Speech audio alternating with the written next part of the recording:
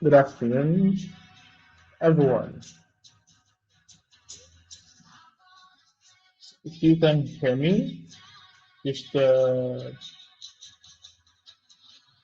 off an emoji and the chat box. Oh, great. Welcome, Victor. Welcome, Hasley. That's the name, right?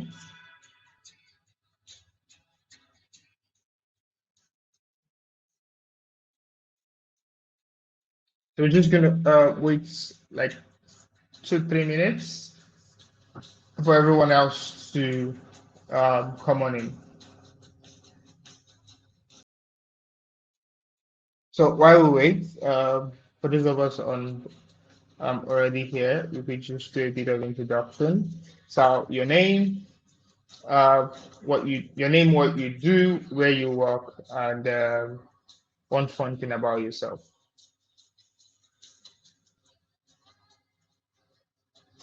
So your name, what you do, where you work, and one fun thing about yourself. All right, I'm waiting.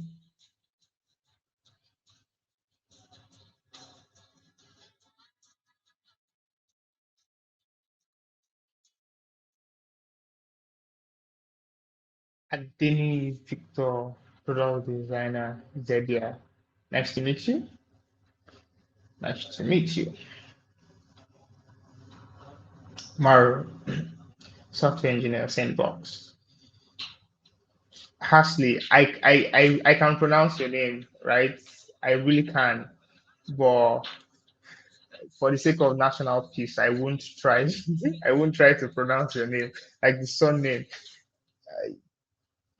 I'll just leave it. I'll just leave it as Hasley. I'll just leave it as Hasley for the sake of national peace. Mario, you're welcome.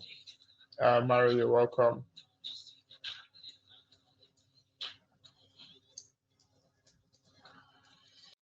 Hi, Winnie.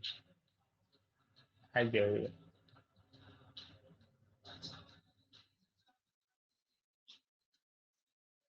We're just going to give it 1 more minute and then we're going to start. We're going to start at exactly 3:05. Looks Jerry looking all prepared. All right. Good afternoon, everyone. My name is Toluwase Olugbemiro. I work at Bloc, and I'll be your host for today's developer workshop.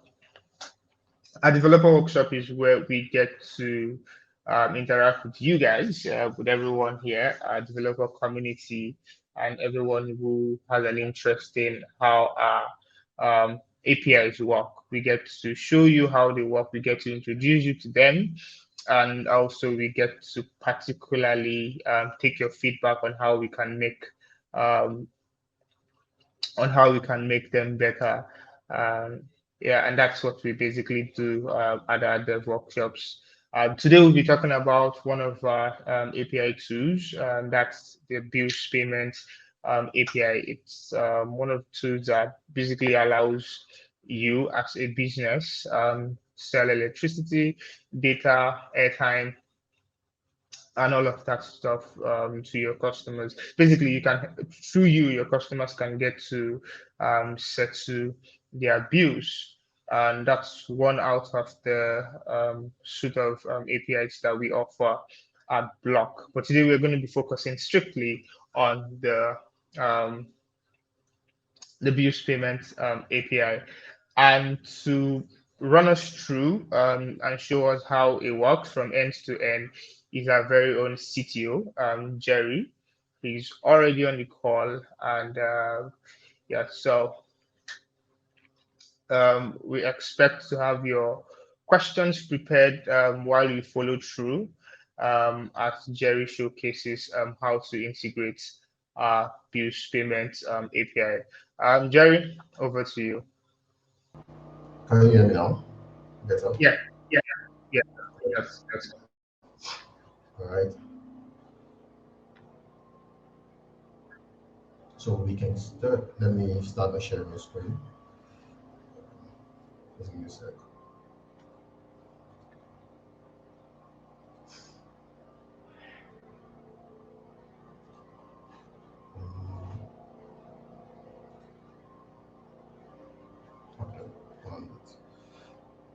So share it on. When you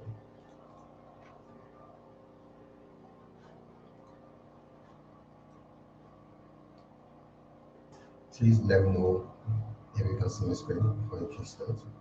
You can just leave a message on the chat if you can see my screen, and we can start. Yeah, yeah, you can see the screen. All right.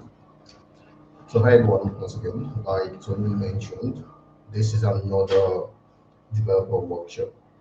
We have one of these every month where mostly me or someone from my team kind of take you through what you can do as a developer with Bloc. We talk about how to get started with a couple of our APIs, the advantage of the APIs, what you can do with it, and we also entertain questions and feedback on the things you think we can improve, things you think we can add or remove, or just general questions about our API. So today's session, we're going to be focusing on bills payment. Um, the bills payment API Bloc basically allows developers and businesses like yourself or most people on this call to actually pay their bills or give their customers the ability to pay their bills. So I would be focusing on the bills payment aspect of our API doc, right? But like we mentioned in the last developer call, and for probably the next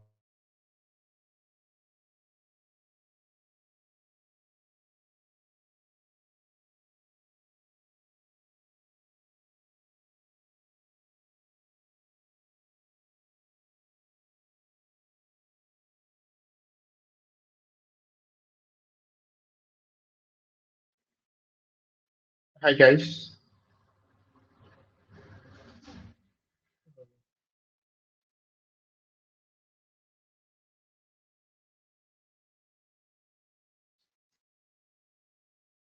Um,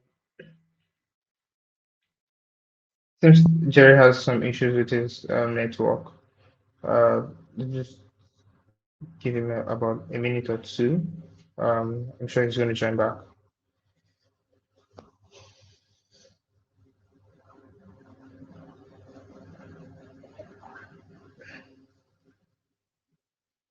So while we wait for Jerry, uh, Can you hear me now? Is it better? yeah, you're welcome back. It seems like every time we have this call, there's always a network issue. Sorry about that, everyone.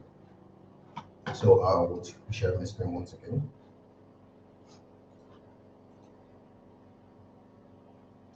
So let me know if you can see my screen, please. Um, so is everything okay at that end? Yeah, yeah, everything's fine. All right.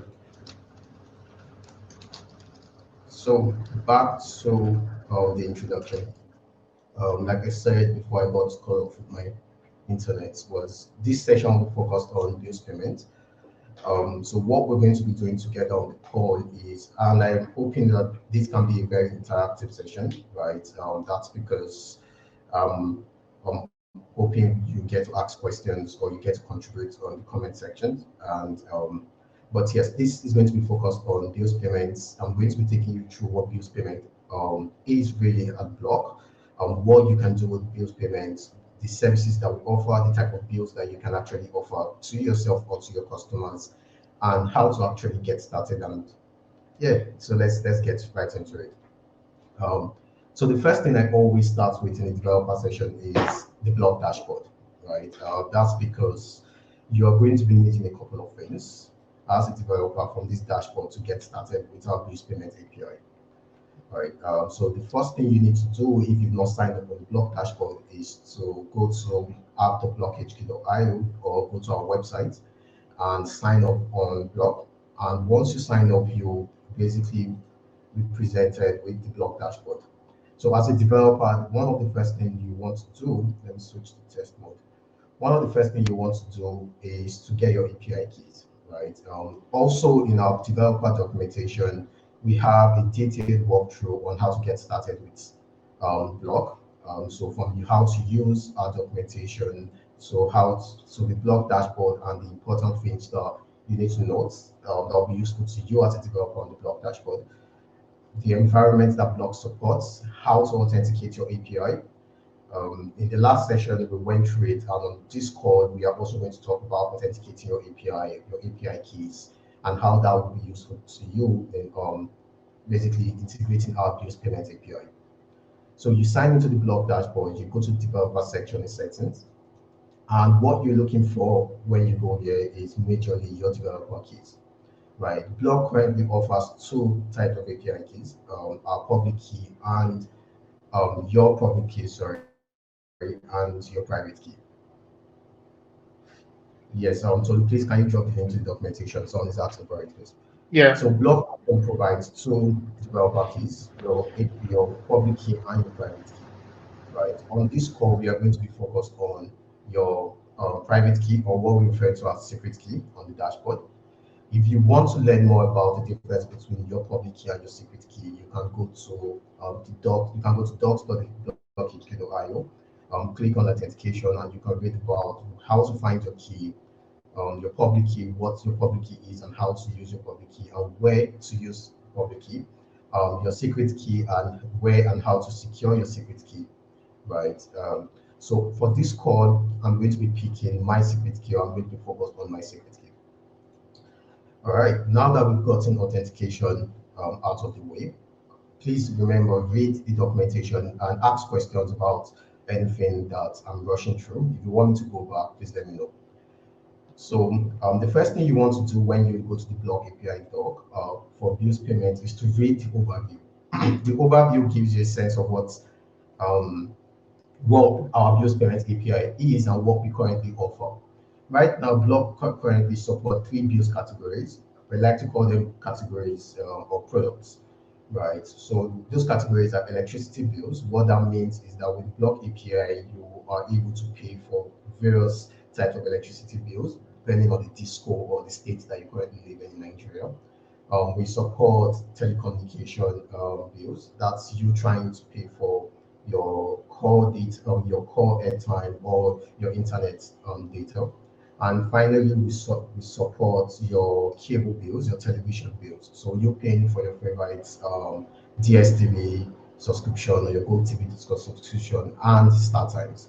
So those are the three bill categories that we support. Like I said, television, electricity, and telecommunication. Right. In our in our sorry guys, I'm a bit um, sorry. In our airtime and data category, which is our telecommunication category, we currently support four major telcos. That's MTN, Airtel, Glo, and Nine Mobile. In our electricity, we currently support over 10 different discos, ranging from Enugu Electricity, Abia, Jos, Eco Disco right here in Lagos, Abuja, Ibadan, Ikeja, Kano, and Kaduna. Right, we have plans to also support more discos as we scale, and also support more bills categories. And finally, in the TV section, we support three major cable providers. That's DSTV, GoTV, and StarTimes. Right, so those are the major things that you would get to read about to know or learn in our overview section. Right, the next part is, how do you get started making payments? Right, so how do I pay for my airtime? How do I pay for my cable? Or how do I pay for my electricity? Right, so the make payment section of our API doc, or the API guide, will take you through a step by step, and I'll be taking you through that step as well on this call, and explaining in details what each step does and why each step is actually important in paying your bills. Right. So in the make payment section, we are going to be focusing on the necessary steps required in actually paying any of the bills that I mentioned earlier. Right. The first step is actually to get the supported bills. Right. So the reason why this API exists for developers and anyone really is because, like I mentioned, Block is actually expanding in our product offerings, and that also extends into our bills payments products. Right. So what that means is that we are working towards adding more bills categories or bills products. Right now, we support just play. In the next couple of months, when you call this API, you can actually get all supported bills type or bills products or categories that Block offers. So we always encourage people to call the get supported bills endpoint first um, before you actually get started. So this gives you a sense of what Block supports and what you can actually offer or show your customers. So if you're a developer building a product and you want to list out all the supported builds, right?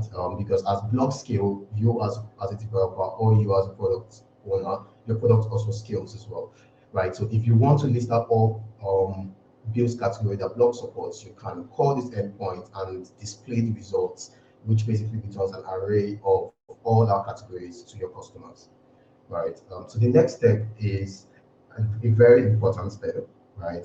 This step is when you've identified, or you as a developer has identified, or your customer has identified the build type that they want to pay for, right? So we have what we call operators. So operators are for every build type, for example, for every build type like television, electricity, or telecommunication, we have various build operators, right? So think about operators as the people or the options that you can select for, right, to actually fulfill that build type. So, for example, if you are trying to pay for electricity, right, you call get supported operator API, and what this endpoint returns is the list of all our supported electricity discos, right? So you get to see all the discos that we support for electricity, starting from Ibadan to Kaduna, so Echo and the rest. So we support over 10 different discos right now at Block. So the first endpoint you really need to call is get supported bills, and what it does is it takes in you call the API.hq.io slash bills slash operators, and then you pass in the build type. Remember, you get this build type from the supported build. So you want to get all electricity operators, right? And the result is basically an array of JSON that returns the description of the operator, right? The description is mostly, maybe most times, the names of the operators are abbreviated. So the description is probably the full name of the operator or what the operator actually does. The next thing that is returned is get operator, which is a very important one, right? And you'll be needing it to complete your bills payments is the operator ID. So the operator ID is how you identify the operator that you actually want to pay for, right? So we also return the name of the operator and the sector. So right now we are focused on the electricity sector. This applies to airtime, and this also applies to television. So in airtime, we return the description, Smile Nigeria, the ID, the name, and the sector, right? For television, description, ID, name, and sector. So depend on no matter the bill category or the bill type, the response is always the same. The response structure is the same. So you should always expect the same response structure. So you don't have to worry about handling or handling for different responses, right? So what we're actually focused on, or what we're looking for in this section of get operators, is the ID. So if you're a developer and you've gotten your response that you need, one thing that we encourage you to do is to kind of take note or store the ID of the operator that your customer wants to pay for, right? When you get your ID, the next critical step is to get the list of products that the operator supports. So the hierarchy for bills in Block is operators and products. So operators, so basically bill category, bill operators, and then operator products, right? So the product basically means that we in some of our build operators, they offer different types of products, right? I'll give you an example. In telecommunications, you can want to buy 10 MB data, 20 MB data, 10 gig data, right? So those are categorized as products, right? So what you want to do to get the product associated with an operator is to call our get list of operators products API. And what it takes in is the operator's ID. It passes in, it basically is v1 slash bills slash operator slash operator ID, and the build type. So we want to get all products, all television products for this operator. Remember, you get your operator ID when you call get operators for a particular build section. If I'm moving too fast, or you're confused, or there are areas that you're not clear, please leave the questions on the comment section. I would probably go back, or someone from my team would help out in answering the question. Um, so when you get your operator products, this is what you expect as a response, right? So the operator product actually returns this response structure.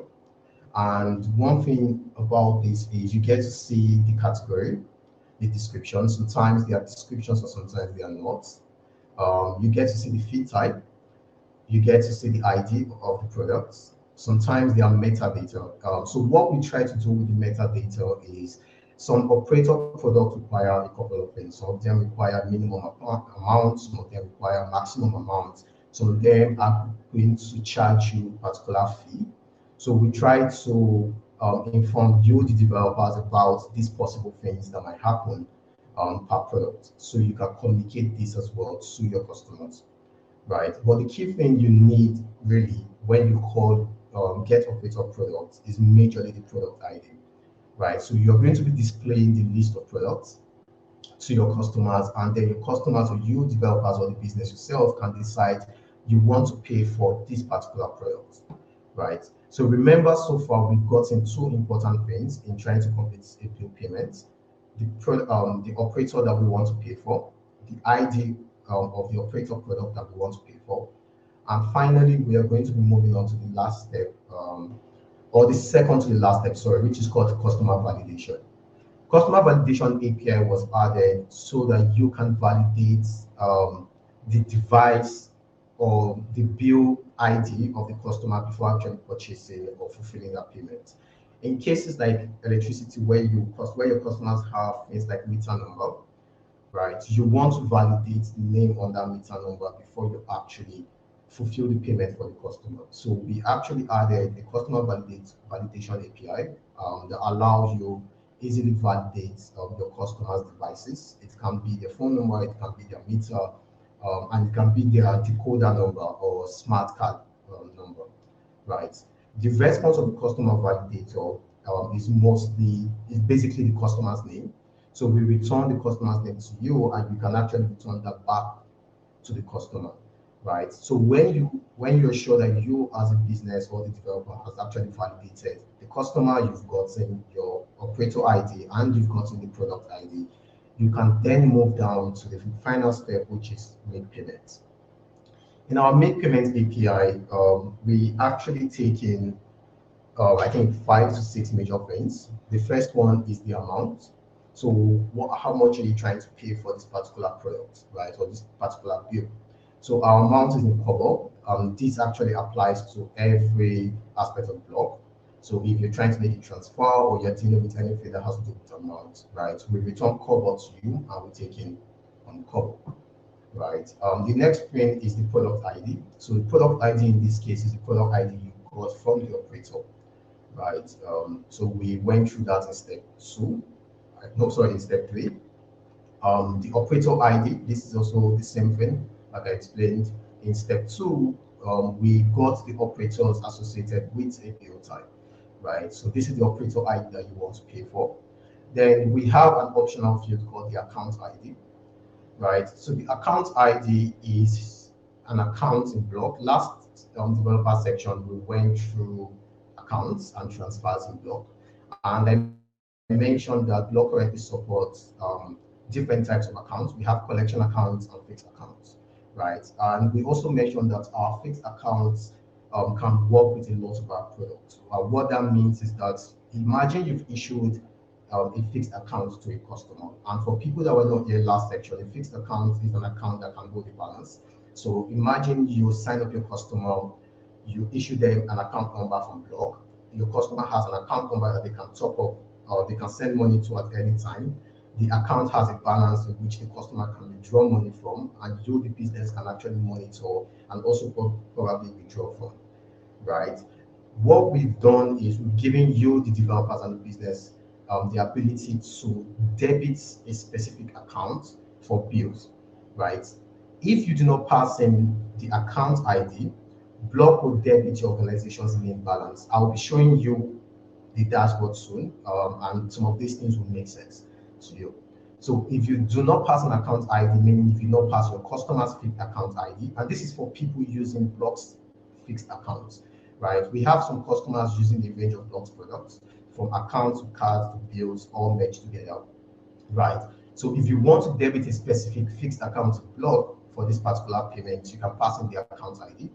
But if you want Bloc to debit your organization's main balance, you can omit the account ID, right? The final thing in making payments is actually the device details. In the device details, we actually taking for now we're taking three different fields: meter type, device number, beneficiary listing. Each of these fields are actually optional, but they are required depending on the type of bill you want to pay. So let me try to explain this as simple as I can. So meter number only applies to electricity, right? So meter type, only applies to electricity, right? We currently support two types of meter, that is prepaid meters and postpaid meter. So if you are paying for electricity, please pass in the prepaid or postpaid meter type. If you omit this, our validation is actually going to, or our backend validation, the API is going to tell you what to pass, depending on the type of bill that you want to pay for. We are also going to, so if you scroll down for on our API doc, we also broke it down for you. So for telco, all you need to pass is beneficiary listing, which is basically the phone number of the customer. For electricity, what you need to pass is the meter type. Like I mentioned, we support both prepaid and postpaid, and the device number. The device number in this case is the meter number associated with the meter, right? You can get that from the meter card or wherever is written on the meter. If you're paying for television, all you need to pass in under the device details is the device number, because television doesn't require meter type or any other from just the device number. And in this case, the device number is either the smart card number or the decoder number, right? So bringing all this together again, we remember what I said, we're passing amounts, which is going to be in cover, product ID, which is the product of the operator that you're about to pay for, operator ID, which you can get from calling our list of supported operator, right? Account ID is optional. That is if you want to debit a particular account Bloc for this bill payment, then the device details for the bill, meter type, device number, beneficiary listing. When you make this API call, right, what we do is we process this bill for you as a developer or as a business, or we process the bill for your customer, and you get a webhook notification basically telling you that your bill payment was successful, and you can then communicate that to your customer, right? So these are the five major steps in making bill payments. They are pretty simple and pretty straightforward. You don't need any other API or endpoint aside from this. So we'll go through the steps quickly. Step one is that you get our supported build. Please always try to check this from time to time. Call the endpoint just to know if we've released new builds categories. But without calling these, definitely we are going to be communicating to you via the API doc and emails and other means of communication if we start supporting, or when we actually support more build types. So step one, get your supported build type, determine the bill you want to pay for. Step two, get all operators associated with that bill that you want to pay for, right? Step three, get the product associated with that operator that you actually want to pay for. And step five, basically make the bill payment, right? So these are the easy steps. I'll be taking you before I start basically answering the questions on the chat section. I'm going to be taking you to the Bloc dashboard, which is an important aspect of this bills payment, right? They go hand in hand, and I will explain why. One thing about Bloc, and I'm going to open this right here.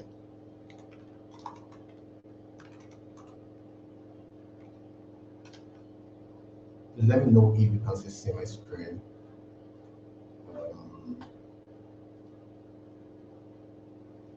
So look, can you see my screen? Yes, we can. So give me a sec. Let me arrange.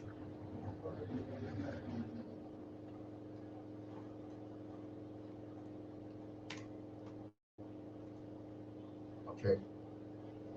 All right. So if we go to the pricing section of Bloc, I want to show you guys something. All right, apologies.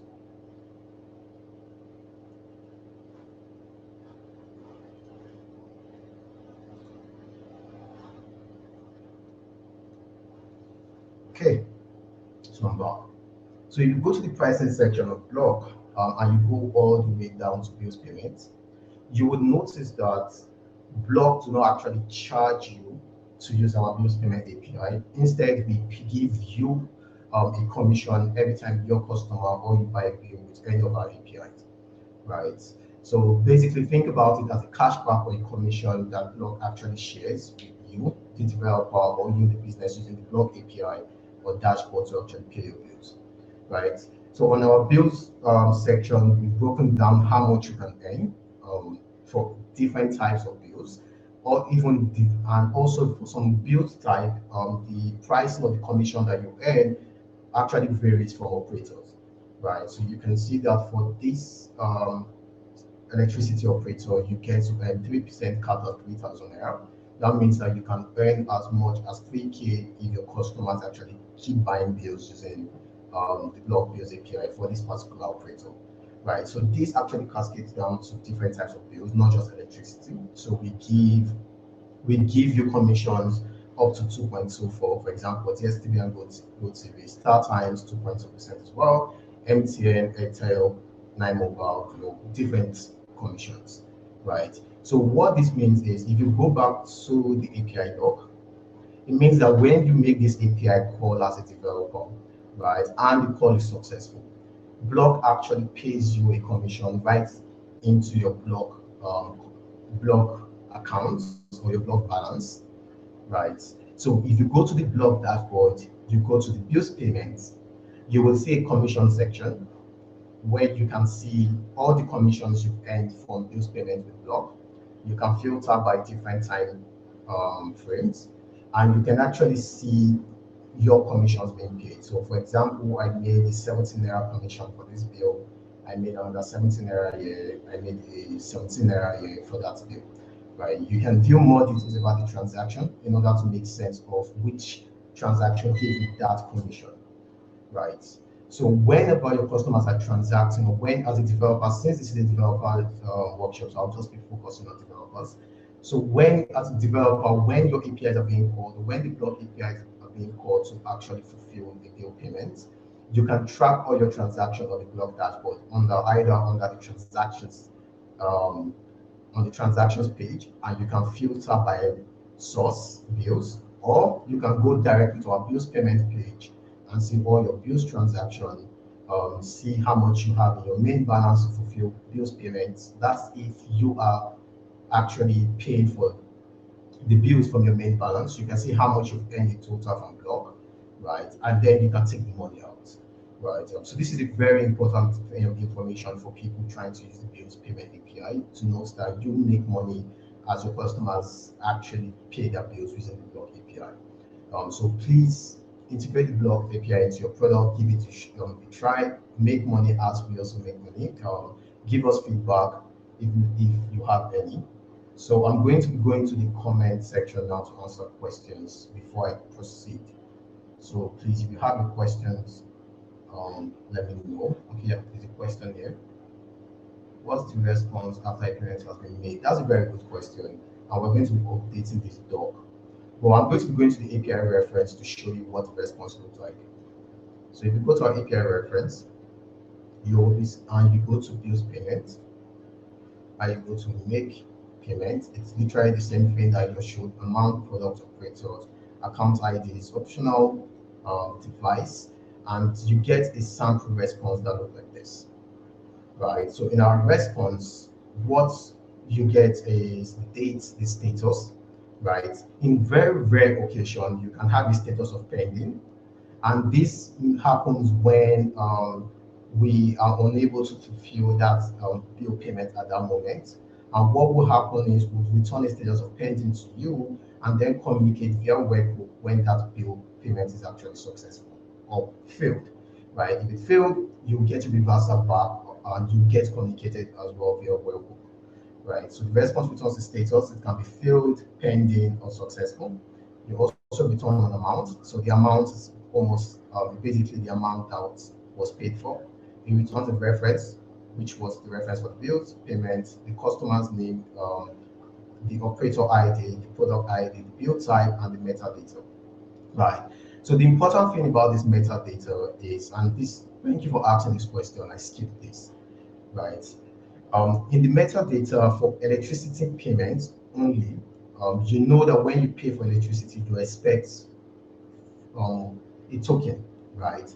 So we return the token via the web to you and also in the metadata of the response. So in metadata, the token, right, you'll be able to get the token of the electricity bill that you just paid for. But if you're paying for telecommunication or cable, you don't get any token or anything in return, right? Your customers automatically get the value on their cable or their phone. So the next question is, I noticed that there are no webhooks for bills payment, but is there? Yes, there are webhooks for bills payment. I'll be going to the webhook section now, so explain how to navigate webhooks for bill payments. Um, so,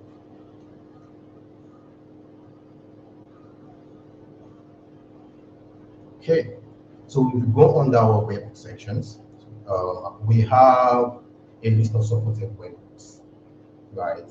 So we have transaction new, transaction updated.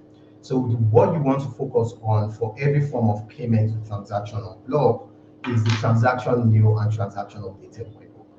So we send this webhook event whenever a transaction happens on your account on Block, right? But if you want to narrow down your transaction, right, to a particular transaction type. So for example, in this call, we're talking about bills.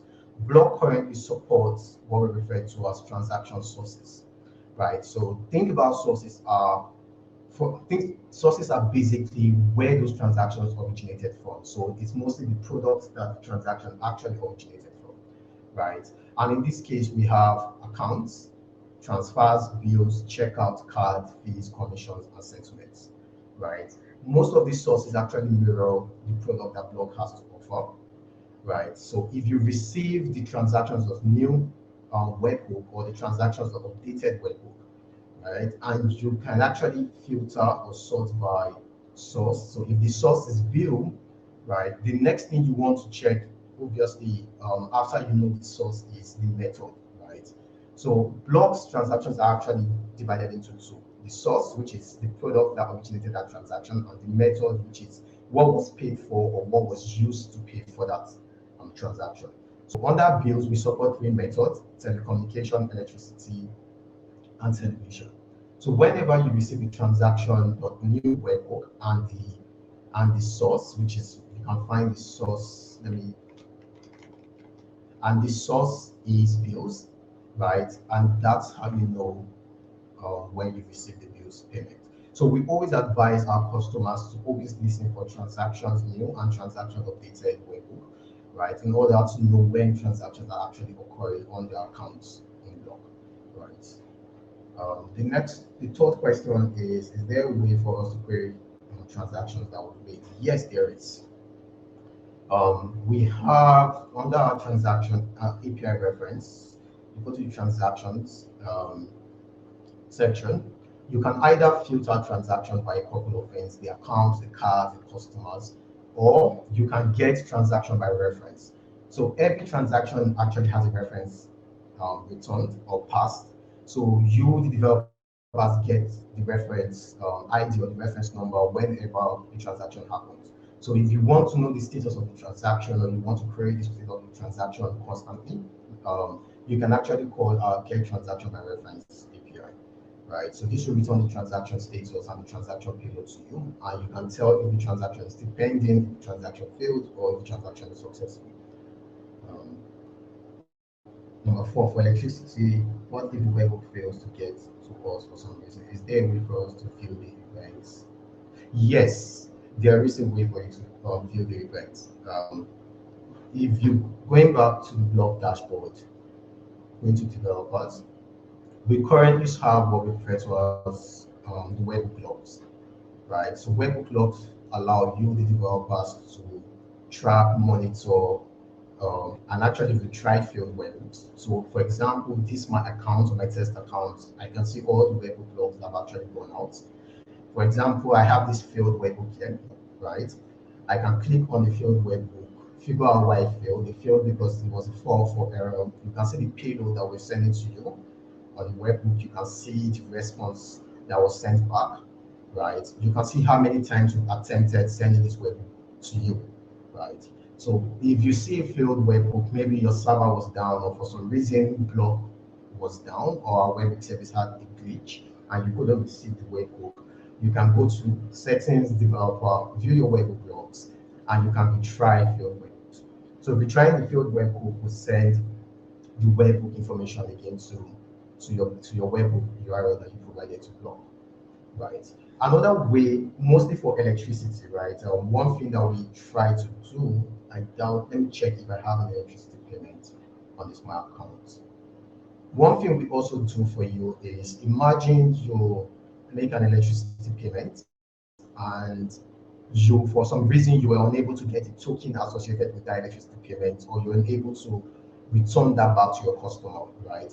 You can as well come to the Bloc dashboard, find the transaction by reference, so you can search by reference for the transaction. You can then view transaction details.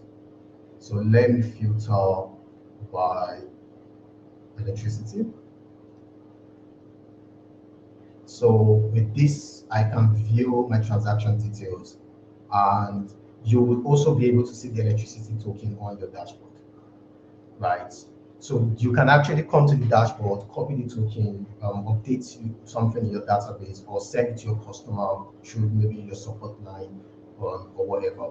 And if you cannot find the token on your dashboard, you cannot retry the webhook, and the token wasn't returned at the end of our response, please reach out to our support and we'll generate the token for you ASAP.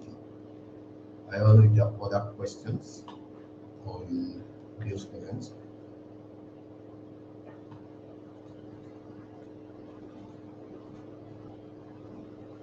Oh yes, you do. So I will go back to you get a commission for. Do I get? Do I get? Do I just get commission for bills payment only? For now, yes. You only get commissions for bills payment. That's because that's the only product that Block currently offers commissions. Um, so, but as we roll out more products, we will definitely communicate if we'll be doing a revenue share with our customers on that. One thing that we try to do, and you can actually find anything that you need on our pricing website. So we try to communicate in detail everything that you need to know about commissions or pricing on Block HQ/pricing. So you can check that from time to time to know if we start offering more commissions to other products, or if we actually start offering new products that you can benefit from.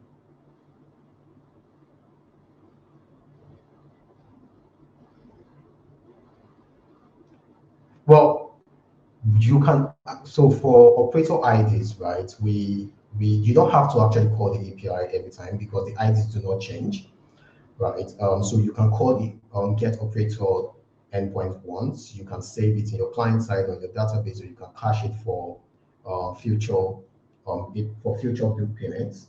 And yeah, you don't have to call our API every time, right? So what we always advise, and we always do this, is if we make a change to maybe the operators or we support new operators, we will communicate that to you, and then you can update your cache if you want to, and you can then make the get operators call at that point. So you don't really have to call it every time because we don't make changes to it every time. And if we do, we'll let you know. The other questions?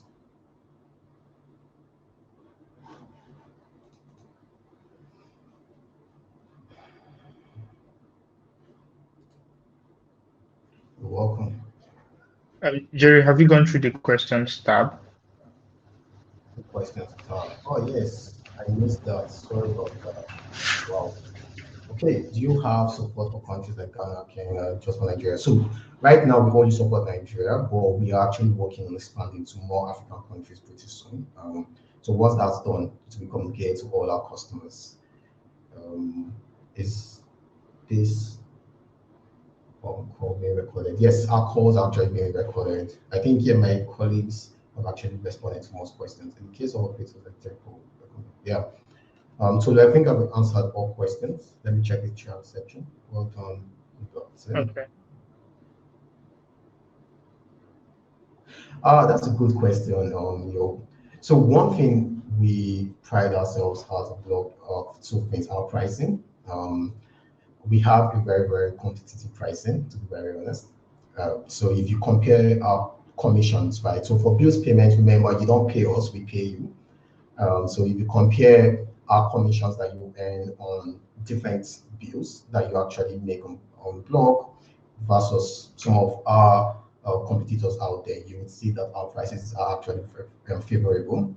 The second advantage of Blocks um, the second advantage of Block's bills payment API is the majority of our APIs are actually connected to the bills payment providers directly. It means that we try as much as right now we try as much as possible not to go through third party, right? And so what that does is that it reduces multiple points of failures. We are connected to a couple of telcos directly, like Airtel, MTN, and a bunch of these electricity discos, right? So we are also working right now as we speak. We're working on connecting to more of these providers directly versus going through a third party. So what that translates to in terms of value is that we control our infrastructure as much as possible, and that means that you can, if there are downtimes or there are bugs or there are issues, we don't have to wait for a third party to fix it.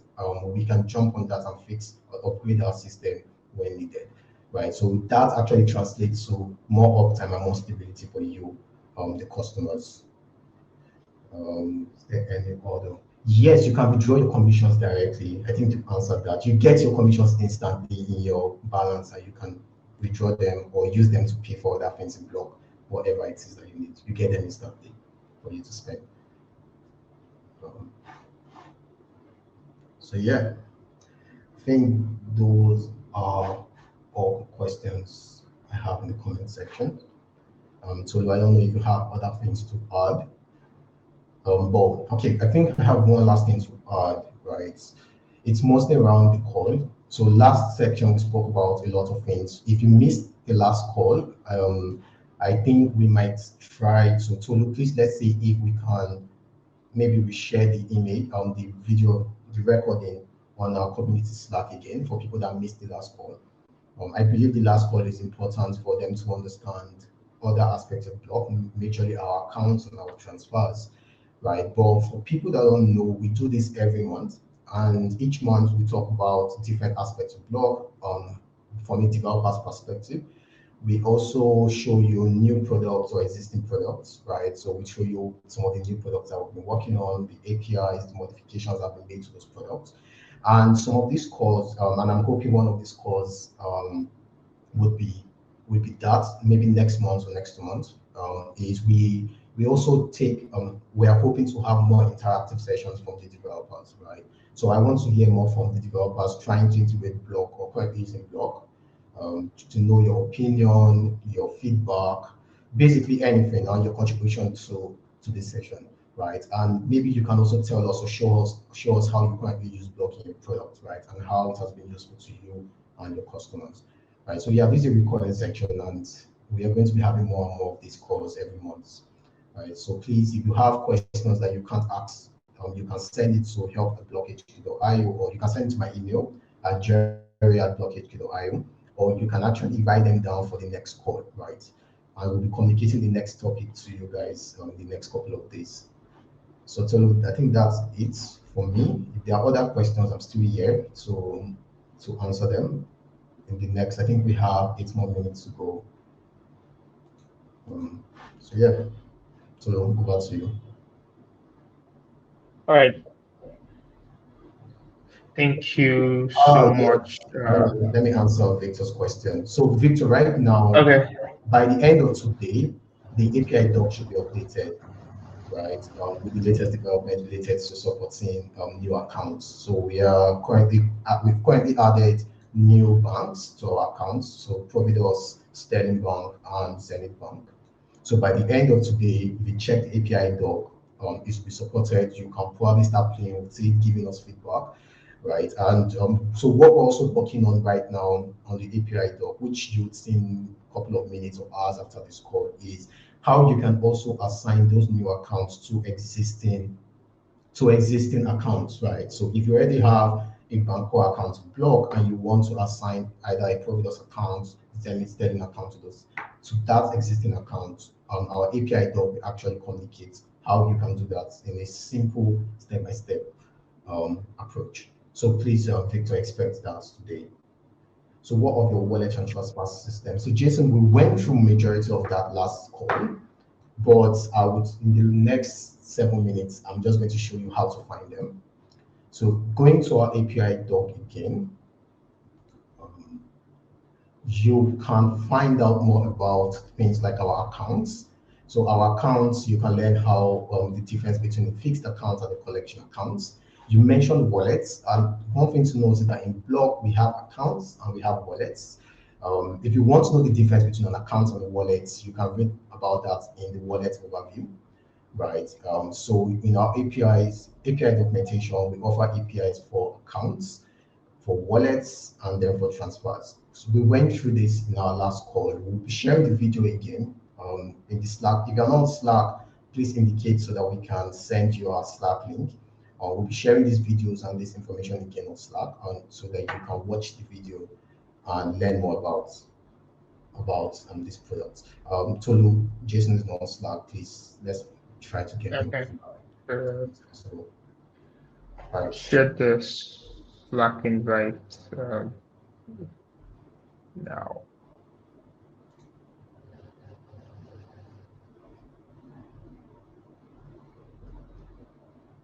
So yeah, so Jason, if you join the Slack channel, do you support all bank insurance and names? So yes, we do support all banks actually, and Bloc is we are directly connected to NIBS because we own a microfinance bank. But recently we turned our direct integration to NIBS off temporarily, and it's going back live the next couple of days due to some regulatory issues. But yes, you can send money to every single bank with our transfer API. And if you are also referring to support all banks for how you can receive money into Bloc, we currently support only 4 banks now: Bancorp, which is our own bank, Zenith Bank, Providence Bank, and Sterling Bank. Right. So those are the banks that you can generate account numbers for and give to your customers to start receiving money from your customers. We plan to support more banks for collections in the next couple of weeks. So I'm sure by next week you're going to get like another email update on new banks that you can actually use for accounts and collections. But once it comes to transfers, you can send money to any destination in Nigeria that you want.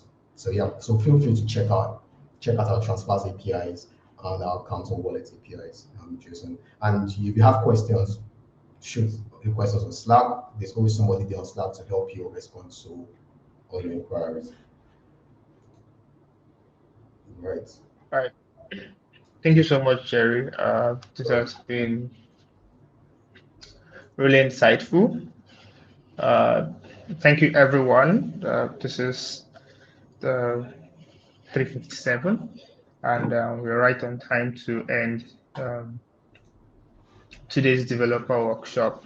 The next one will be coming up next month. We receive an announcement of the dates via our Slack channel, emails, and across our social media platforms. As Jerry had mentioned, recording of this session will be made available.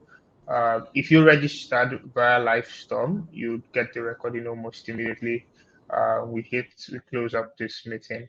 For if you didn't register via Livestorm, the recording will still be uploaded via to our YouTube channel and shared across board. So it's been an amazing time with every one of you. Thank you so much. I remain your host, Tolu Asher. Bye, everyone. Bye, guys. Next month.